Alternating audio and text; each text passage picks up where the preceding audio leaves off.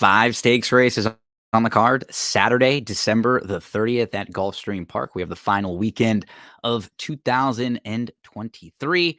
Gino Bacola here alongside my good friend Barry Spears, the sniper. Barry, we have 5 stakes races to discuss, some fun ones and a really nice end to 2023 on the Saturday Gulfstream card this weekend. Kind of the highlight of the weekend when you look around of all the big races.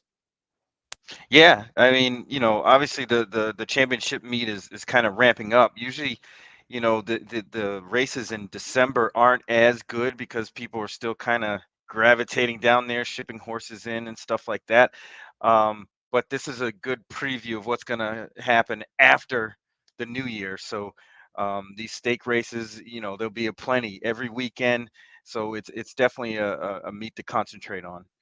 Like always, we are going to dive into the past performances of the DRF past performances, daily racing form PPs. So head to shop.drf.com. They have everything you need for the Gulfstream Park Championship meet. They have the past performances there, the DRF picks. They'll also have the clocker reports every day for both Gulfstream and Santa Anita. So I'll have a video coming up this weekend, videos for Friday Santa Anita and some Saturday Santa Anita stuff. Barry and I will go over Santa Anita on some of their big racing days. We just took a look at Santa Anita's opening day a few days back. Hopefully, we help lead you to a winner or two here and there. So, Barry, a lot of ground to cover and some all access past performances to dive into. We generally stick at the formulator style. What they mean by the all access PPs now that you can get at drf.com, when you purchase them, you can just flip back and forth to any style that you want. You can go, if you're just someone who likes the regular form and the traditional style, that's what you're most familiar with, you can go classic. If you're someone who likes to look at them online and click and watch replays, click and look at pedigree information, trainer statistics, all of that good stuff, formulator is probably what you like. And then you can compare and contrast with Timeform US. We know the great crew over there, Craig Milkowski, David Aragona. They do such fantastic stuff. We trust their pace projectors, the way they see races shaping up. Really great commentary. So it's fun to get a look at the all access PPs. You can compare and contrast as we dive into a fun Saturday card at Gulfstream Park. Barry, what's the weather like for you right now as we record on Thursday? What are you thinking it's going to be like? I think the weather, at least Friday, it might be a little bit wet, washed out, but it's going to be cool. So it might dry out a little bit faster than normal. So I think we might be okay for Saturday. Okay, so the way the stakes races are placed on the card, we have the 5th race. It's the Rampart, $125,000 stakes. It's a 1-turn mile for fillies. These are fillies and mares, 3-year-olds and up. So, Barry, let's start with this one, and then we'll get to races 8 through 11, which is a late pick 4 of really nice races there that are kind of combinations of grass, dirt, and even a good one on the synthetic, a really fun handicap to get into there. 5th race. Who are you looking at in this one? Like, just kind of to set the scene a little bit, Unifying was sharp last we saw her, but she hasn't been on the track since back in June. Mary Quite Contrary is the class of the field and likely the horse to take the bulk of the action. She's a graded stakes winner. She's done that right here over this track. Just about a year ago at this point, she was getting really good. She won this race last year. Then she built on that and stepped into graded stakes company. And she's also grade 1 placed. And she's, look at who she's faced recently. Goodnight Olive and Echo Zulu and some of the best filly and mare sprinters that there were. So she's really, really nice. And then you have Nostalgic, who was kind of good early in her career. And she was a horse that I actually played in the Kentucky Oaks, and she had a brutal trip. She wasn't going to win the race or anything, but she just had no shot. She kind of came back into form towards the end of last year. And we see this sometimes with these fillies and mares as they get a little bit older, they can really start to just mature a bit. So talk to us about how you see this race playing out.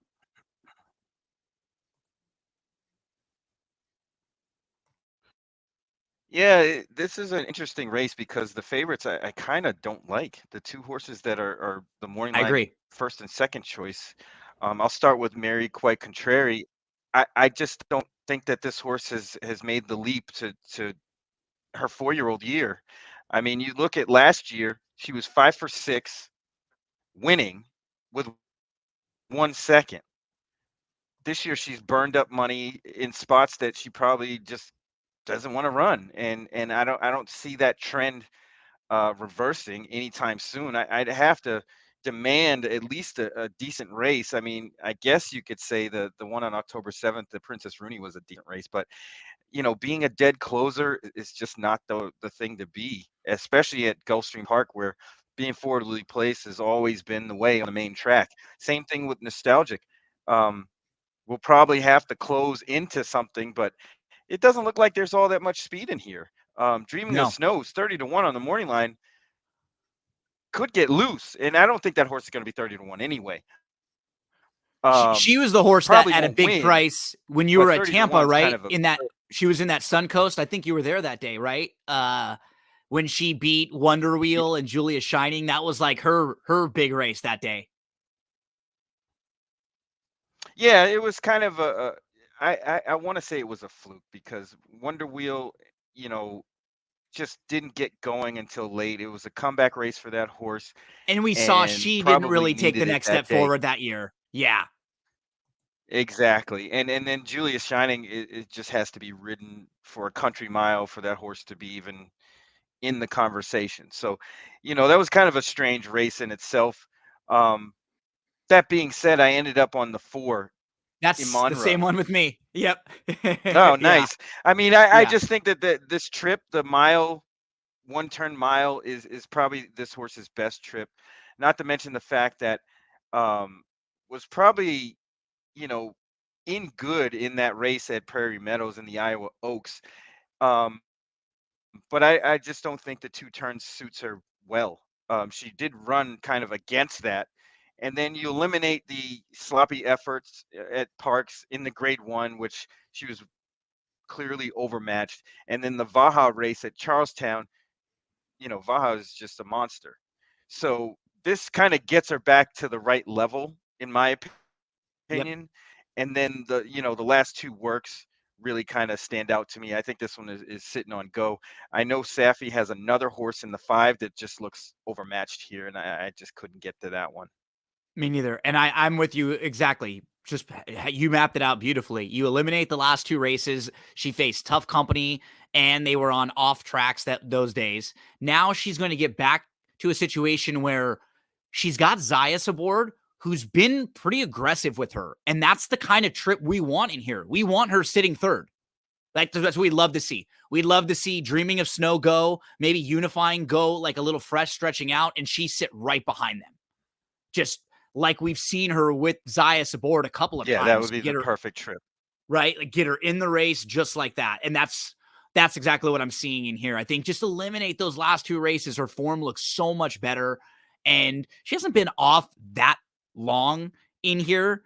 I like her in this spot quite a bit. We're both on the number 4 Imanra in this race, and I like how we did it with this race. Every race is different when you handicap them. I mean, I always look at throughout the field and I'll go through each horse, but this was one of those like process of elimination races that we talk about where you start with the 2 favorites at short prices that you don't love right off the bat. You can eliminate them as horses that are really playable at their prices. Then, okay, let's go to who's next. Okay, well, you mentioned the other safety horse looks a little overmatched. We can eliminate that one.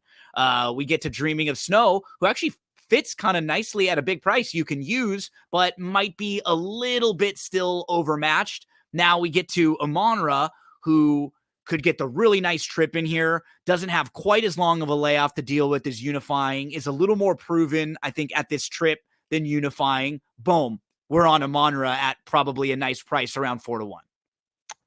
Yeah, that seems like what it will be. Um, the horse that I would use if I was gonna use a favorite, it would probably be Nostalgic over Mary Quite Contrary. I think, Nostalgic has been a little bit better, coming into the 2023 season. And I could see this horse kind of overcoming some of that more than I could Mary Quite Contrary. There's a look at race number 5, the first of the stakes on Saturday at Gulfstream Park. I call them stakes. There's a nice handicap that we're going to get into in the ninth race, which is in the late pick four sequence. But before that, we head to race number 8. Barry, we're going to get to the grass in here, going a mile in the grade 3 Swanee River. The horse who I'll start with in here, and this is less a trip playing horse for me because I've been following this horse a few times. I think she'll fit really well in here is Willakaya, the motion horse who's been behind Full Count Felicia, been behind Saffron Moon recently, and then last time out was 4th at Aqueduct. But we can look at these last 2 races in particular, like a little bit of them, and I think she'll really kind of jump out and just some tough trips. So let's go first up, October 7th. Really cool feature with the DRF formulator past performances. Boom, you're just one click to watch the replay. So she lost to Saffron Moon in here. Keep in mind, Willakaya 6-1 on the morning line, Saffron Moon 7-2 on the morning line. Probably a horse will get bet even more than that based on the connection there with Chad Brown. So we're looking at the 5 and the 1. They're both in this same race at Aqueduct, which is like a really nice allowance race on October the 7th. So again, we're watching the 1 and the 5 in here, Barry. So watch, both of them are sitting right next to each other early on. They're 4th and 5th. One's on the inside of the 5. And you'll see just the difference of like what happens when the 1 just gets stopped a little bit inside and loses some of that positioning. And that's honestly the difference between winning and losing. So right here, already you can see the 5's got more of a clear journey to the outside, and the 1's sort of inside, kind of holding already, having to take up, and now losing a full length of the positioning. These 2 horses were right next to each other going into the first turn. Now the 5's got a full length on the 1 and got the full jump on the 1. 1's going to try to come back into contention again, but with the 4 right in front and the 5 still to the outside, the horse is pinned down inside. And this is Willakaya. So 1 has to take back a little bit now and see if they can get around, but now it's back a length and a half behind. So all that positioning is going to be the difference between winning and finishing second in this race. Here comes Saffron Moon. Perfect trip with the 5. Gets a beautiful jump, 3 wide bid, moves right to the lead here. And the 1's got to try to follow this horse now. And the 1 does follow the horse really nicely, still kind of in traffic battling and gets out here, Barry. But boom, like that's the difference in winning and losing right there, right? Yeah, absolutely. And some racetracks, uh, notably Keeneland, it's tough to get covered up like that and then try to make your way out because you see the Short horses, they just stretch. come flying on the Yeah. outside, right, in the short stretch. They just come flying on the outside. It's hard to get out. This horse did get out, but like you said, it was a little bit too late and just had to chase the winner home. I did like this horse, on paper. Also, Yeah. Yep. want to talk about the 10 Messidor. If you look at this horse's past performances and you eliminate the last race, October 25th on the synthetic, and then any race farther than a mile and all the sprint Just the races. So miles. if you just look at this horse's mile races on the turf, this horse fits very, very well here. I think that the pace is going to be pretty fair and maybe a little bit hot, which will help this horse. And I think this horse has enough kick to kind of finish this off. I definitely want this horse more than I would want Fastest Flight doing sort of the same thing. I think this horse has more potential, and kind of fits this race to a T as far as the trip is concerned. Um, I think this horse is going to be coming really fast late. I do like the workouts that this one's been having in preparation for this. It looks like this was the goal. And Christophe Clement does well with these types off the layoff, just like this. He did it before. I've seen it with therapist and a few other of his horses that kind of have this sort of running style, and he usually gets them ready. And He 15 to 1, I got to take a shot. I don't think this horse is going to be 15 to 1, No, and but she's still got to be should be a used good price. in all late exotics. If you're just looking like in a very simple sense, on top of all of the things that you mentioned and you highlighted it, look at her just distance column right here in the DRF section, where she's run 7 times at the mile. She has 2 wins, 4 thirds. She has her career best Beyer speed figure, and she has the best Beyer speed figure that any horse in the race has at a mile. Right. To me, So that's kind of like a no-brainer because this horse obviously has the chops to run this fast, um, at this trip. Now, this is probably the best you're gonna get. Whether she wins or not is a whole nother story, but I'm willing to take a shot with a horse that's kind of marginal in that sense. As far as with the form muddied up like that. I mean, you see those races at 6 furlongs. They're not all that bad, but they're not that great either. It's clear that this horse is a miler, and I think this is a great trip, great situation. At 15 to 1, I'm guessing this horse should probably be about 8 to 10 to 1, that and that's and I was perfect gonna for say me. 8. Yeah, I was gonna say 7 or above is fine. Like that, this course, like at half of it, that's fair for Messiador. And what's nice is the versatility too. She's not, you want them to be more decisive with her, but because you don't want them to get hooked wide, like just take her back and then let's press the button late and like make that one really nice run so she's not way out of it. But and I think because of that running style, the wide trip may not hurt her that much, or the wide draw may not hurt her Correct. that much. So yeah, she's a player in here for sure.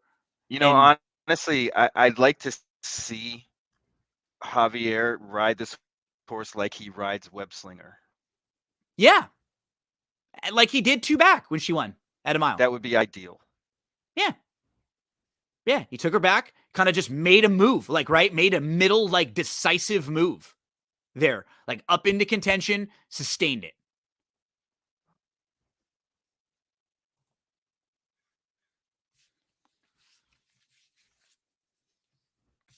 Okay, Barry, where do we head next, my friend? We go to race number 9. This is your type of race. This is a nice synthetic handicap race for horses who have, you got a bunch of these like really experienced synthetic horses, and then you've got some of these turf horses just taking a swing on the synthetic because, you're going to take a shot here for $100,000. Why not if maybe you're just a cut below like the graded stakes level? So, talk to us about this 9th race, which is a really fun betting race here. I thought it was a challenging race to handicap. Kind of have to. Yeah, this is nuts because you have a horse in Flat W that has 11 synthetic wins at Gulfstream. I mean, that's got to count for something. I Even if know. the horse is Yeah. technically stepping up in class, 11 wins on the synthetic has to count for something. This race has chaos written all over it. I mean, this could go a lot of different ways. A horse that I ended up kind of keying in on was me and Mr. C, the 8 horse with Irad aboard. Um, I think that last race was kind of you know, that horse was out wide the whole way. It wasn't really a great attempt at trying to win that race. And I think this is a better spot. You get Irad this time. He's ridden this horse well the time that he did ride. I think the synthetic makes a lot of sense here. This horse is 2 for 4 on the synthetic with a second. I think it's just all systems go for this horse. 8 to 1 seems a little bit far fetched. I'd probably venture around 4 to 1, maybe 5 to 1 ish, and I'm okay with that. I like this spot back for me and Mr. C too. I agree. You mentioned you got action last time out too. He'll be a better price in here this time, just a better trip in here, likely to get. He was just in like kind of a no chance trip, and now he'll go second start back off the short little break. A couple horses that are on my radar that I wanted to mention. The number 11, I think, is a little bit interesting in here. Dreams of Tomorrow. He took a swing on the synthetic 2 starts back at Woodbine, and he ran into a nice horse that day. I was following Woodbine this year on a day-to-day basis, and Artie Storm was very good up at Woodbine. He got sharp for a little while. He won following that race. He came right back to win and won the Durham Cup next out and beat a nice horse named Wolfie's Dynaghost, who's in a lot of these types of races, right? Like these synthetic handicaps or synthetic stakes races or graded stakes races. Like he's a good measuring stick on for like older horses on the synthetic surface. And the last race, Dreams of Tomorrow, ran into Main Event on a good turf course at Aqueduct. Main Event is a speed horse that we're going to see in just a minute when we talk about the Fort Lauderdale. So in a race like that where Main Event gets the lead and he doesn't have an opportunity to get some pace to run at, he doesn't have as nice of a chance to win. He's only making a second synthetic start here. And overall, he's run into some nice horses when you start diving into just the races on the page. I mentioned the horses in the last two, Artie Storm Main Event. Dream Shake was a nice horse. Emmanuel is a horse that, we've talked about, Barry, you've been high on in a few of his big races. Like he's capable of big races too. You've got Atone and Analyze It. He's faced some sharp horses and some nice ones. I think it's not a bad spot for him here. I'm hoping he can sit maybe fourth in here after chasing some lone speed and can step a little bit forward on the synthetic. So he's going to be in the mix for me.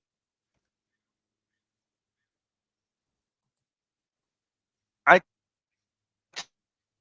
took a long look at what this horse would do in this race. I mean, they could go to the lead, but I don't know if that's really ideal. And it's going to be tough to try to find a spot to sit. That's the key. But trip wise, you'll get all he'll of your be a price. Yeah, so that's that's worth the gamble. If he can get the trip. Right, that's exactly. Because I think he's good enough to win this race. I think he can compete if he were to get a good enough trip in here. His top level is nice. He has a good ceiling here, and he's in very nice hands. So he'll be in the mix for me. Me and Mr. C, who you mentioned, definitely. Skyro's probably like the measuring stick in here. But you also pointed Fly the W, who's 12-1, and he beat Conglomerate, who's 5-1 in here. Like, I got to throw in Fly the W in some pick fours.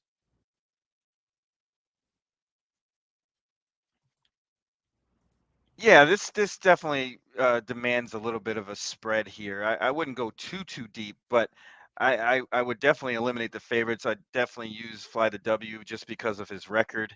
I would even throw in Saratoga Flash. Me too. Just because that horse is kind of on the way up, and then use the horse that I mentioned, the 8, and then probably the 11. Yep. As it's a fun multi-race exotics type of race here for your late exotics on Saturday at Gulfstream Park. We have two more graded stakes races to discuss on the card. Race number 10 is the Harlan's Holiday. There was some news earlier that looks like it will end up happening, Barry, and you and I thought this was big news. Signator, I believe, is going to be entered in a race on Sunday instead at Aqueduct. So that's a bummer because I actually thought he would fit pretty well in here and get a decent trip. So just worth pointing out, it looks like quite Signator. A bummer. What a bummer. And probably won't get the price anywhere near 8-1 at Aqueduct because it's a softer spot, but I would gather that horse is probably going to win at Aqueduct. Okay, so let's get to the rest of this field in the Harlan's Holiday. I'll kind of set the scene a little bit, and then I'll hand it off to you, my friend. So from the inside out, New York Traffic, I feel like, is in this race for two reasons. One, to show his speed, because that's what's best for him going longer. But he's also probably in here to really make sure he helps set it up for O'Connor, the other Safety Joseph horse, who is a solid horse. And I'm sure they'd like to get and use this as maybe a nice prep for the Pegasus like they did last year for him. He now is coming off of a graded stakes win. He's been a lot better in his last few starts and kind of consistent. So he's a horse who will come closing, but Barry, he's not fast early. He needs some pace help. So I think Safety has two horses in here that will complement each other's running style. The key is, will there be other horses pushing NY Traffic in here? And I think there will with, Octane at least. You've got Miles D drawn to the outside. Some versions of Gasoline wants to go. We could see him going. And then even down towards the inside, like Grand Aspen, I don't think wants to be too far out of it. I'm expecting W&L to kind of sit a little bit more in here. How do you see this one play out?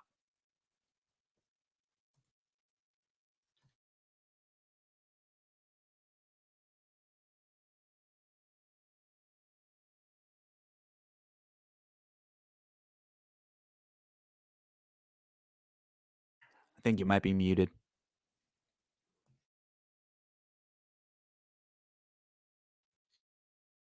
Yeah, I'm kind of seeing it the same way you are. I do think WNL probably will have to force the issue a little bit. You see the last race at a mile and an eighth, and the horse kind of got into the race. And I think they're going to try the same tactics, especially with Louis Saez aboard. New York Traffic, we had a running joke on our podcast that that horse just doesn't want to pass anybody. Um, although he did in September, which was a shock, but then he backed it up in the Hudson, which is a state bred race, and just didn't really do anything as the favorite. Yeah, I mean, this horse tends to burn a lot of money. Um, I think you might be right that they're there to kind of set the table for O'Connor, but O'Connor's another horse that I can't feel any confidence in a race like this, especially coming from way out of it. At a I short just don't price? see No how that. way. Right. I couldn't do it. Gasoline is probably going to add to the pace. I'd probably say Laura Min is probably going to try to force the issue too. So that kind of leaves me throwing one downfield here in Miles D. I don't think this horse is going to want the lead. You can see back in October 2021, November 2021, this horse was running really good races. And you see the horse ran one time in 2022. Didn't run all that bad in the mine shaft at Fairgrounds, and then was laid off again almost for a whole year. Comes into the Hooper, and Endorse was razor sharp at the time. Octane was razor sharp at the time, Yep. and there was no way that horse was going to get, anywhere near that. I still don't understand how that horse was favored in that race. Um, After that, the Stymie was a really good race. Repo Rocks at that time was very, very sharp. Ran into another buzzsaw in Law Professor who just Yep. outclassed that field. Now comes back in 2023 in November and runs a bang up race in the Delta Mile. And I think that race is something to build on and will springboard this horse back to the old form of 2021. I like the two workouts since. December 13th was a nice maintenance work, and then a more serious work on December 24th, mile and three breezing. So I think this horse is kind of rounding in the form again. 21 seems a little far fetched. I hope we get it, but I'm thinking more half that. And you've got a couple of good horses to use for stable duel lineups between this horse and Messidor. Horses that will probably be bet a little bit, but won't cost you a whole lot to throw in your lineups because there's such big prices on the morning line. And I'm glad you had a big price in here because after Signator, now I that doesn't look like he's going to be in here. I'm My opinion in this race wasn't. I didn't have as strong of one horse that I want to use, and I'm hoping he sits his gasoline. I'm looking at the races in September and November at Churchill. Can he get those races where he sat off a little bit? And then I think he's capable of winning. If he gets caught up in the lead, especially drawn towards the outside, then I'm concerned. But I'm going to throw him in. I think that Clark race might be a little bit better than it may look on paper because he settled. He's just a little bit farther back than he wanted to be. He was like 6 lengths off, and he moved down to the inside. The top two horses, Trademark and First Mission, they ended up opening up, and they went off by 5.5 lengths. So he finished fifth, but really he was right there with the horses in like that third, fourth, and fifth grouping behind the top two who just went off. It comes down to trip with him. So I would throw him in a pick 4 in a race that I'm like lukewarm on now after a horse I liked is going to be rerouted. It looks like so. Yeah, let's get your big price home in Yeah, here, Barry. you, what's crazy is Irad is riding gasoline for the first time, and it's a pleasure horse. And usually, I think he's going to sit. He's going to try to get the same trip that Miles D is going to get. and that might not be a bad thing because you know how I've been documented several times saying how Irad isn't the best riding on the lead. He showed it the other day, actually at Santa Anita, where he had a clear advantage and just didn't do anything Oh, with it on Hajazi. one of the horses he was riding out there in the I think it was stakes race. Hajazi. Was it? Maybe Yeah, I think. and then yeah, I think so. I forget which horse it was, but he clearly had a nice lead and just couldn't seal the deal. So I think coming off the pace is probably the best thing for gasoline. I'm going to use gasoline too in exotics here or in multi race bets, um, I gotta give because no, I and think they're going to Hajazi change tactics a was little bit and Juan. come I off wanted the to make pace. sure I didn't give him bad credit for something. That was Juan. He was on Fort Bragg in that race, so Irad was. So I didn't want to. But you know what was I think I'm still bitter because I thought Hajazi like That was horse one of didn't those. do any running anyway. Well, he like got the lead and he was in front of Speedboat Beach, but because Speedboat Beach is a Baffert, he didn't cross over on him, and they were just like 1-2 and Speedboat Beach comes back. I felt like normally you're going to get in front of that horse and kind of put him, behind you and make him come around you or come through, but I Right. understand when a lot of these guys ride for them, they don't want to like they do their we've seen this happen before, but that was Santa Anita. We're talking about Gulfstream and Gasoline, who I think could sit a trip. But you're right. This is one thing we pointed out. I thought Irad in a couple spots. It's just be aggressive, And I thought there was a couple spots on Santa Anita that he did that really really well on opening day. And this is an interesting horse because this horse has some ability. I think that last race was better than it may look. So hopefully, let's see him sitting third or fourth in here. Gasoline. Barry, let's close this thing out, my Yeah, friend. I think he's going to try to pop the gate and get a good stalking position. Yeah. Just hopefully not too wide, right? You don't want to get parked out there like in the 4 path all the way around. You can sit 2.5, 3 deep, that's fine, but any farther than that, you start losing that much ground. It's tough even on the dirt. Okay, let's close this thing out, my friend. Let's go to the Fort Lauderdale, the grade 2, mile and an eighth, race number 11 at Gulfstream Park on Saturday. Some of the major players in this one, you will have Stone Age, who's 7-2 on the morning line, coming out of back-to-back grade 1 races where he wasn't close, but he did face some good company in those races. Others that will take some support. Running B for Chad Brown, very quick. I thought there was a little bit of other speed in here. And he's going to be making his second start back off of a long, long layoff. He was impressive in winning off of a long, long layoff. So at least on the morning line, those are the two that will take the most support and the two that are, going to get a lot of action. Barry, do you like either of those horses? Or are you looking for more prices in here? How do you think the card ends on Saturday? I'll say this about running B. If you feel like you can take 2-1 on a horse like that, in a grade 2, you can have it because Yeah, I not just me. can't do it. This horse may No. very well win. Um, but Chad Brown horses typically aren't going to the front anyway. Um, but this one has some speed, but I just can't feel any confidence. First time in a grade 2, it from the way outside, I just can't see it happening. Now again, this horse is good, um, but I would side again. Same thing with Stone Age. I don't really know what kind of a trip Stone Age will get. Me I mean, neither. I agree with overseas you. he was kind of a speed horse.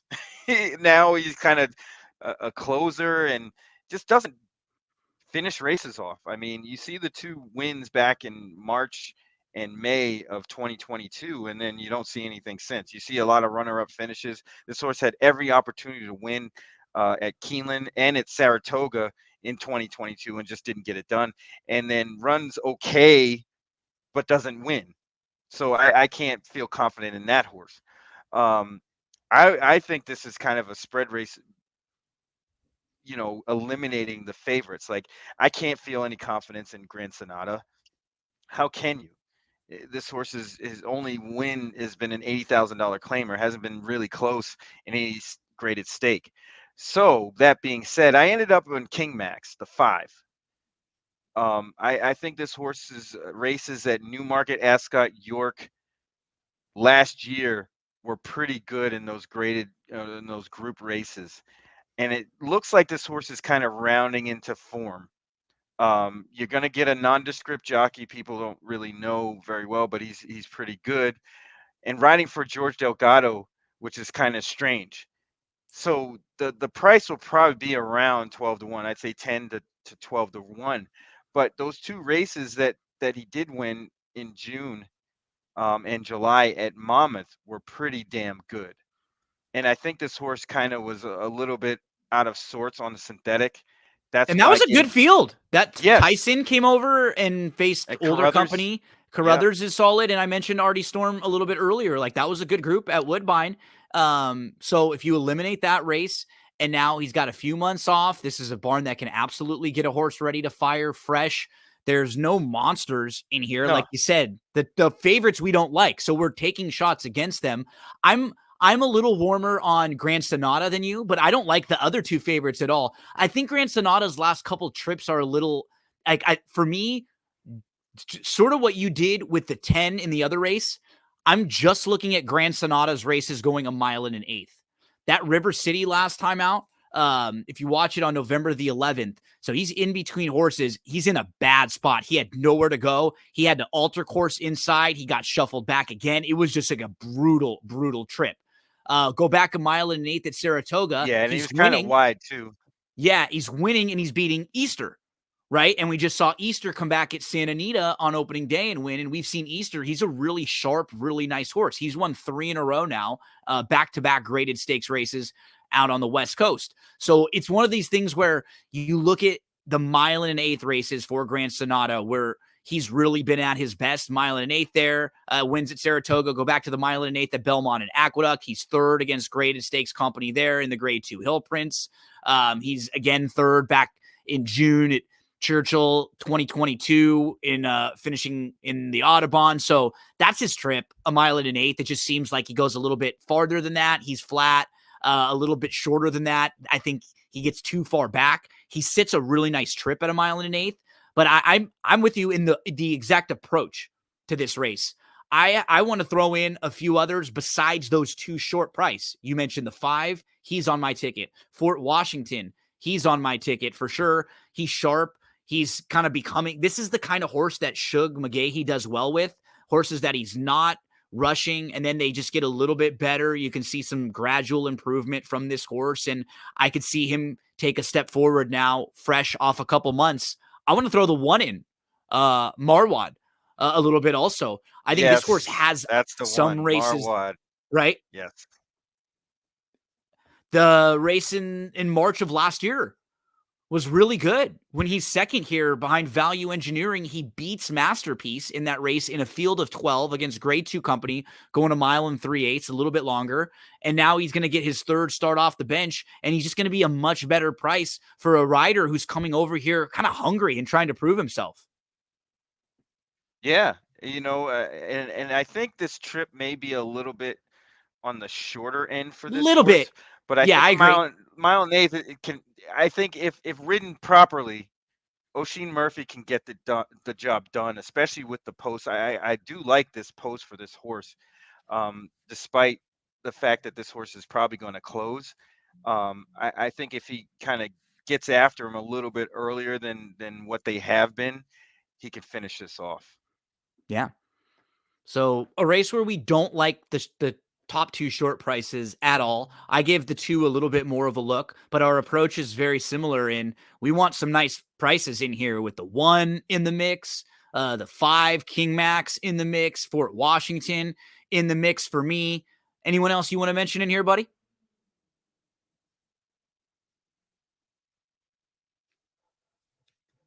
No, I think you got it covered. I mean, I'm definitely want to spread here without using favorites. Yep. Even Jerry the Nipper might be worth a shot at a decent price. I know this horse has been running in state bred company, but should get a nice trip behind, you know, uh, the 9 here, He could running sit deep, anywhere from and like that the might make first all to the third difference because range. sometimes, it's a little strange. Right? Like I don't think he's on the lead here, but I could see him It's in what like it that looks top like. 3 range, right? And he's got a little versatility sitting behind. I agree. He could fall into a nice spot. And then Red Run is another one that I would include just because this horse seems to have improved since running on the turf back in 2022. And that race at Churchill was pretty decent, beating Yamato and English Tavern, who both came back to win. Um, but the Sycamore wasn't bad, kind of was out of position wide the whole time. And then the race in the River City, it was pretty disastrous for a couple of horses, and I think Red Run definitely got the worst of it. So that one wouldn't surprise me at a nice price either. And F5 was in there. We saw him come back and win that 2-mile race on the front end. That was rescheduled just a few days back. So race came back live already with one of the horses towards the bottom of the field coming back and beating a group of stakes runners. I think it's a fun card on Saturday at Gulfstream Park. Absolutely. Fingers crossed for good weather.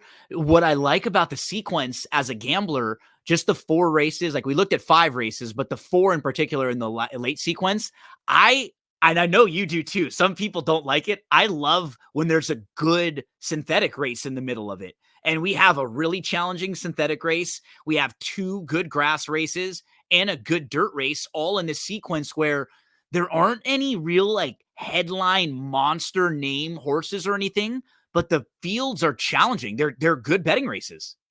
Yeah, and that's what we live for is horse players. This is a challenging sequence. Like you said, they threw that synthetic race in the middle of it, and it'll throw some people off. And then the other turf races are really really competitive. So you got to make your decisions.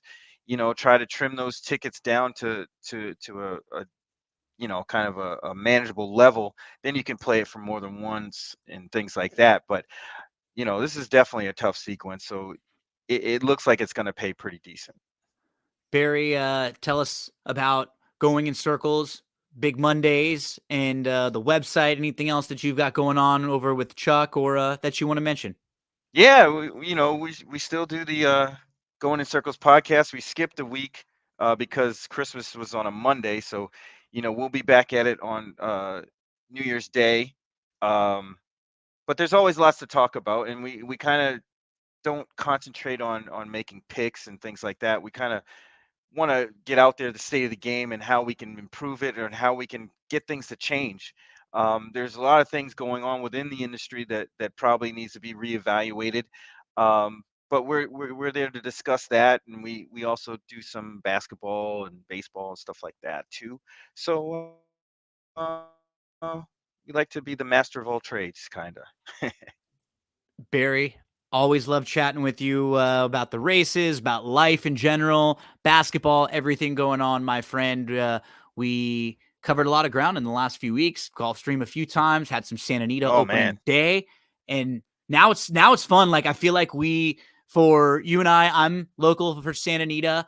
I love when the racing's there at Santa Anita. You're local at Gulfstream Park. Right now we got good races going on at Oaklawn, at Fairgrounds. Turfway has nice racing during the week as well. Action all over. It's a really fun time for the Signals. Aqueduct just opened back up today for their meet moving forward. So I like this time of year right now with all the options that we have. Oh yeah, as long as the weather cooperates, the racing is excellent this time of year. Look forward to chatting with you each and every week, my friend. It's always one of the highlights. You always put a few horses on my radar that were not, and now I have a couple extra to steal from you in my stable dual lineups and to throw on my pick forward tickets. Hopefully, we have helped lead a few of you out there to some winners here and there. However, you're playing the races. We wish you the best of luck. Remember, when you need help playing the races, head to drf.com. They have everything you need at Gulfstream Park for that championship meet, the PPs, the picks, the clocker reports, and they've got clock reports every day at Gulfstream Park and Santa Anita. So good luck. Thanks so much for hanging out, and I'll have a couple more videos coming out this week, some shorter ones with some best bets at Santa Anita for Friday and for Saturday if you need some help playing the races over there. Here's my good friend Joey Cleveland with that call to post, the rock version, to close us out.